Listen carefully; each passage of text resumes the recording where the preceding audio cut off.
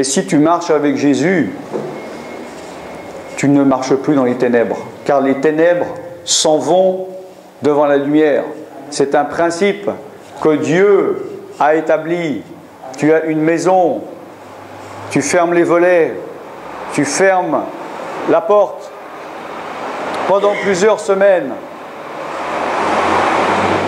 La lumière ne va plus rentrer.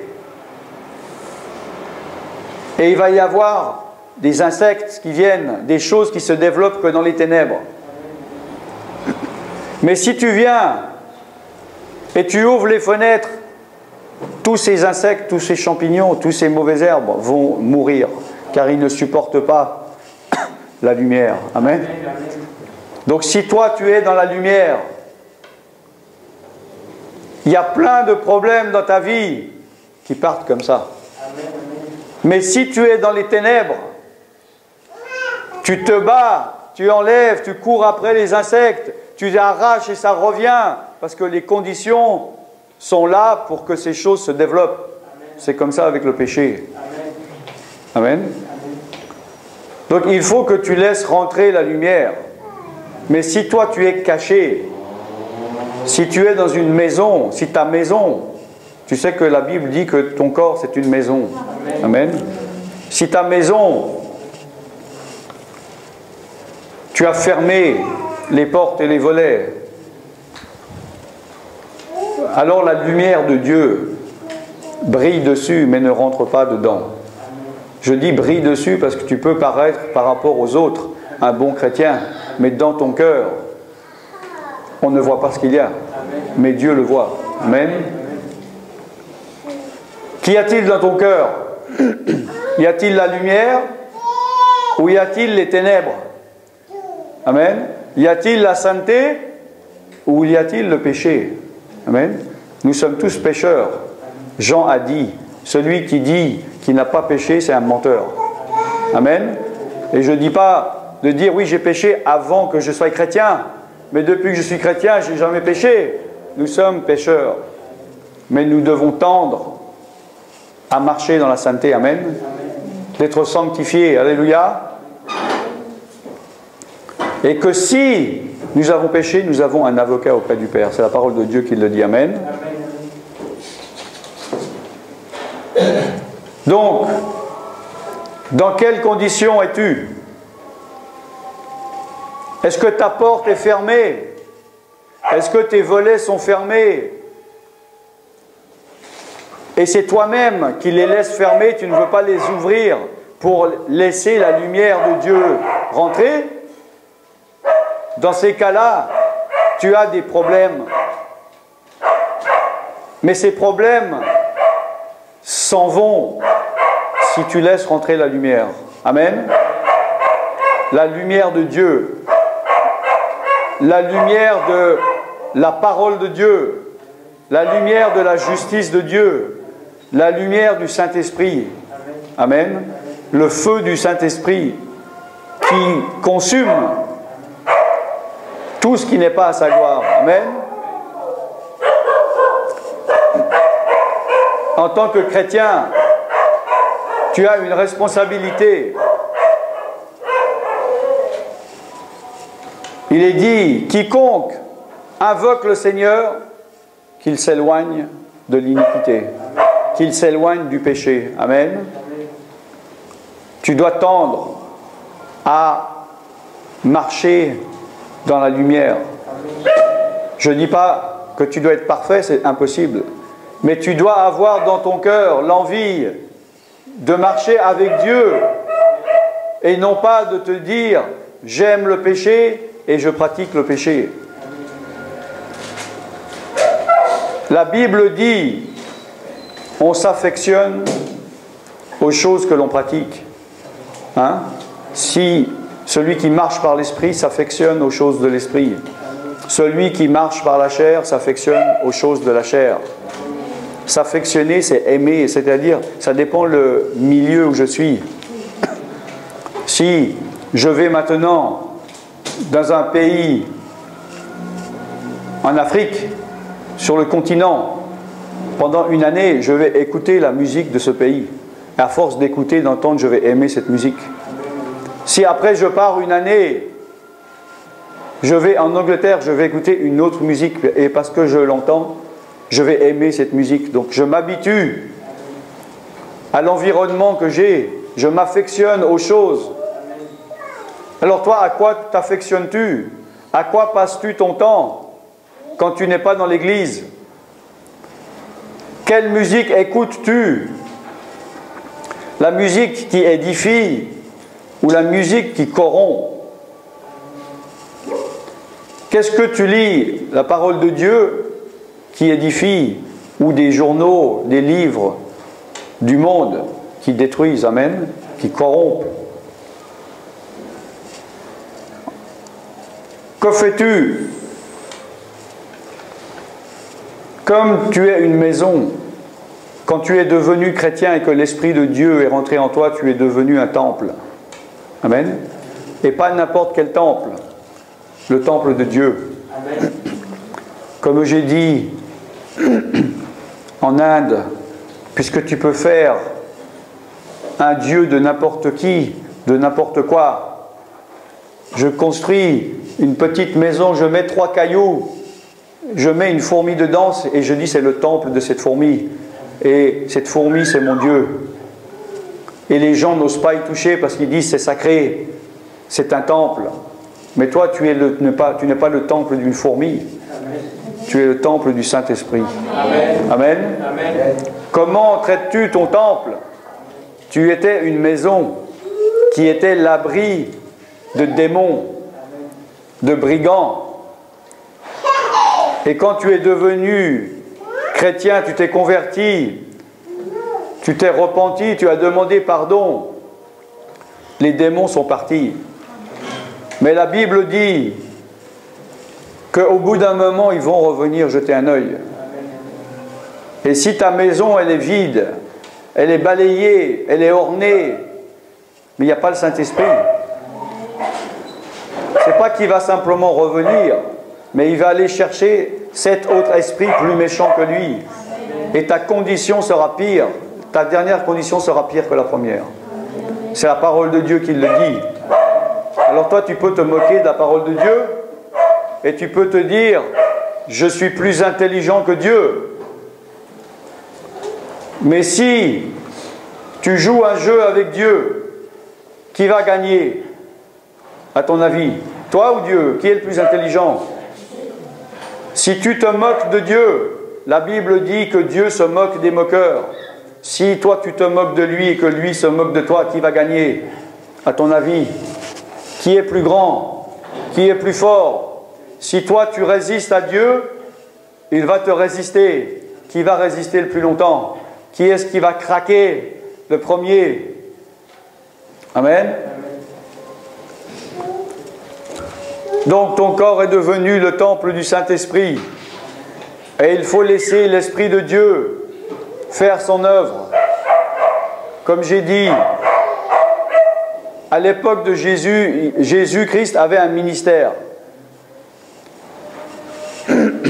Et quand il est mort et ressuscité, il a remis le ministère à l'Esprit de Dieu. Amen.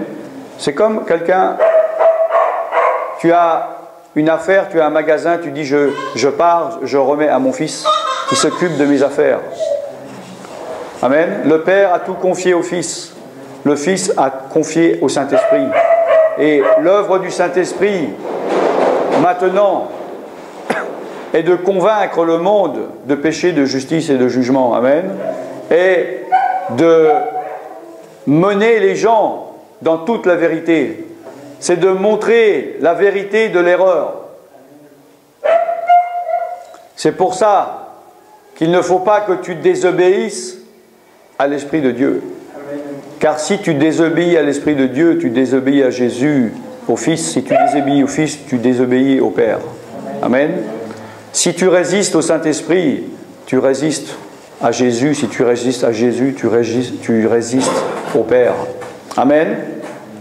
C'est pour ça qu'il est dit, tu peux dire ce que tu veux concernant le Père. Tu peux dire ce que tu veux concernant Jésus, le Fils. Mais si tu dis du mal du Saint-Esprit, il n'y a rien qui pourra t'aider, car tu résistes à l'œuvre de Dieu. Amen. Et l'œuvre de Dieu est de t'amener au salut. Si tu résistes à l'œuvre du Saint-Esprit et que tu refuses Jésus-Christ comme ton Sauveur et Seigneur, rien ne pourra te sauver des flammes de l'enfer. Amen. Amen. Mais si tu t'es converti et qu'à partir du moment où tu es converti, tu résistes à l'œuvre du Saint-Esprit en toi, Dieu est un Dieu juste. Amen. Dieu est un Dieu juste. Et le péché, ce n'est pas seulement faire le mal. Vous savez ça? Le péché, ce n'est pas seulement faire le mal. Faire du mal, c'est péché. Mais il n'y a pas que ça. La Bible dit, si tu sais faire le bien, celui qui sait faire le bien et qui ne le fait pas, commet un péché. Est-ce que c'est écrit dans ta Bible ou seulement dans la mienne? C'est écrit dans ta Bible. Si tu sais faire le bien, si l'Esprit de Dieu t'a enseigné à faire quelque chose, t'a donné les capacités de faire quelque chose, t'a montré de faire quelque chose et que tu ne le fais pas, tu commets un péché. Amen. Tu peux dire, ah mais moi il y a beaucoup de choses, il y a beaucoup de mal que je ne fais pas, ça suffit. C'est bien, je ne vole plus, je ne trompe plus ma femme, je n'escroque plus les gens, je ne mens plus, je ne vole plus. C'est déjà bien. Mais si tu as la capacité de faire le bien et que tu ne le fais pas, tu commets un péché. C'est pour ça, avec Dieu, c'est tout ou rien. Les ténèbres ne peuvent pas cohabiter avec la lumière. Amen. Tu ne peux pas avoir un pied dans le monde et un pied dans l'Église. Si tu crois que tu es entre les deux, tu te trompes, tu es en plein dans le monde. Amen. Tu es en plein dans la séduction du diable et de tes pensées. Amen. Si tu t'es éloigné de Dieu, il faut que tu reviennes à lui. Parce que tu peux venir tous les dimanches à l'église. Mais dans ton cœur, tu sais que tu es éloigné de Dieu. Amen. Mais Dieu, il ne regarde pas si tu es tous les dimanches à l'église. Il regarde où est ton cœur.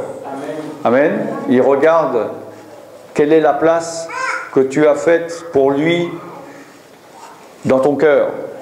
Et non pas la place que tu as dans l'église. Il y a des églises, les gens, ils ont même leur nom gravé. Toute leur vie, ils sont là, ils sont assis. Amen.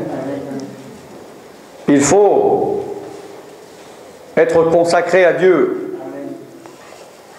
Car nous sommes dans un temps de confusion. Et la différence entre la vérité et l'erreur est très mince. La connaissance augmente. Comme l'a dit la parole, dans les derniers temps, la connaissance augmentera. La connaissance du bien, mais aussi la connaissance du mal. Il faut que tu choisisses, comme a dit Élie, si Dieu est Dieu, marche avec Dieu. Si Baal est Baal, marche avec Baal, mais arrête d'être comme ça entre deux. Amen. Amen. Car le temps est court. Amen. Le temps est proche. Amen. Le temps se rétrécit. Et il va venir un temps où tu n'auras plus le temps de te repentir.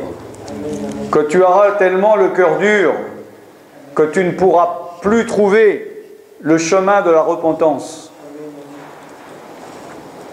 S'il y a une réunion à 6h30, que je sais que je dois partir à 6h pour y arriver, j'ai une demi-heure de route. Et c'est 6h moins quart, je dis, ah, j'ai encore un quart d'heure. Et après, j'ai encore 14 minutes, j'ai encore 12 minutes, j'ai encore 1 minute. Et même après, à 6 heures, je dis, je dois partir maintenant, mais je vais attendre. Je vais partir à 6h05, mais je roulerai un peu plus vite. Je vais y arriver. Mais il y a un moment donné, si tu dépasses une limite, que tu fasses quoi que ce soit, tu n'y arriveras pas parce que tu n'auras pas le temps d'y arriver. Comme les vierges folles. Elles n'avaient pas dit « Ah, c'est dommage, c'est trop tard ». Elles avaient couru pour aller chercher de l'huile. Elles voulaient toujours, mais elles ne savaient pas que déjà il était trop tard. Sinon, elles n'auraient pas couru. Ne te retrouve pas dans une situation où tu te dis « Je savais tout ». Tu ne peux pas dire « Ah, si j'avais su », car tu sais. Tu ne pourras pas dire « Si j'avais su », car tu sais. Mais tu te dirais « J'aurais dû ». Amen. La Bible dit « Souviens-toi de ton Créateur avant qu'il ne soit trop tard ». Amen. Avant que ton corps ne retourne à la poussière d'où il est venu et ton esprit retourne à Dieu qui l'a créé. Car il est trop tard après pour se mettre en ordre avec Dieu. La Bible dit « On ne vit qu'une fois, après quoi vient le jugement ». Et toi, tu te dis, oui, mais moi, avec toute la connaissance que j'ai, toute la sagesse, j'ai le temps. Je sais, si je meurs, avant de mourir, je demanderai pardon. Sur mon lit de mort, je me repentirai. Mais comment sais-tu si tu vas mourir sur ton lit ? Comment sais-tu que tu auras le temps? Et même, comme j'ai dit, si tu as le temps, comment sais-tu si ton cœur ne sera si dur que tu ne pourras même plus retrouver le chemin de la repentance? Tu comprends? Donc Dieu te dit ce soir, si tu entends sa voix, n'endurcis pas ton cœur. Amen. Dieu a choisi un jour nouveau aujourd'hui. Amen. Si tu dois te mettre en ordre, mets-toi en ordre. Si tu dois confesser un péché, confesse un péché. Si tu dois arrêter quelque chose, arrête de le faire. Si tu dois commencer à faire quelque chose, commence à le faire. Si tu dois te couper de quelque chose ou de quelqu'un, coupe-toi de quelque chose ou de quelqu'un. Si tu dois te lier à quelqu'un ou à quelque chose, fais-le. Si tu dois rendre quelque chose à quelqu'un, rends-le. Si tu dois demander pardon à quelqu'un, fais-le. N'attends pas. N'attends pas. Tu ne sais pas si demain tu seras encore là. Amen. Tu te rappelles l'année passée, la sœur, on était à la Réunion. Tu te rappelles, sur la route. Elle faisait des signes pour aller à l'hôpital. Hein? Amen. Oui. Et j'ai dit, c'est qui? Qu'est-ce qu'elle fait? Tu m'as dit, oui, elle est habituée, elle va souvent à l'hôpital, elle a des problèmes. Amen. Et puis elle est morte, non? Pendant qu'on était à la Réunion, on est revenu. Non? Oui. Le lendemain matin, il me dit, cette fille, elle est morte. Et elle devait se dire, peut-être ça m'est arrivé plusieurs fois, à chaque fois j'y vais, je reviendrai, mais elle ne savait pas que là, ça allait être son dernier jour. Amen.